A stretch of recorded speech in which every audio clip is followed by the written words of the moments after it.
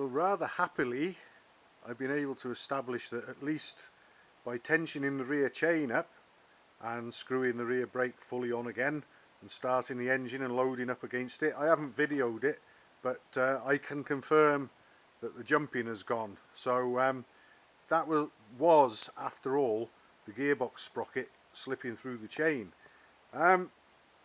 After loading the engine up and doing the trial, I found out that the chain had worked a little looser again, and I was just on the verge of adjusting it again, and I've just discovered something else. And I'm going to put the camera down here, and basically what we want to do, or anyone who's interested wants to do, is keep an eye on that gap there between the back of the primary chain case and that part of the frame. And I'm going to squeeze the top run of the chain against the swing arm with my hand.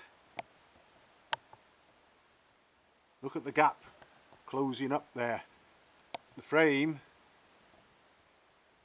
is getting closer to the engine, or the back of the engine is getting closer to the frame as tension comes on the chain, so that's not very good.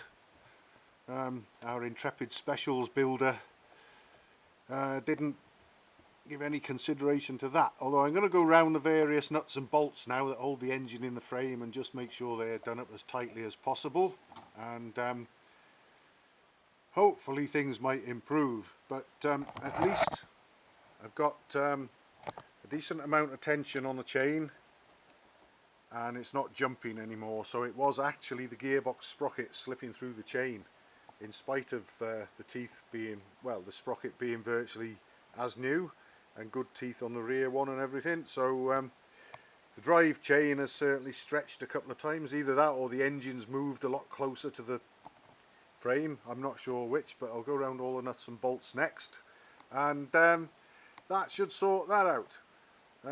So that's another major step forward and a bit of a head scratcher solved.